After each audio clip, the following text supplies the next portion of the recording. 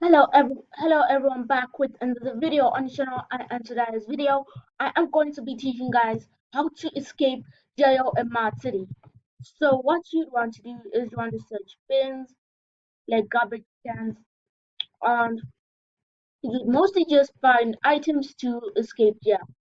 So you just want to go through the prison trying to get um boxes or crates or whatever. So I got a spoon from this crate. So what you want to do with the spoon to escape the jail is you want to just go to this place next to the police station. You want to just press E to dig, as simple as that. So you can until you can like do under. So after you do that, oh, there's a cop.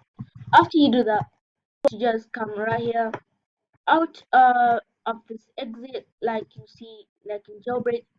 You just wanna get through there, and then yeah, you're out of the jail, and you just wanna reset. You go to the criminal phase, as easy as that. So I hope you guys like, subscribe, comment. So if you enjoyed today's video, tell me more videos that you want me to do in the future.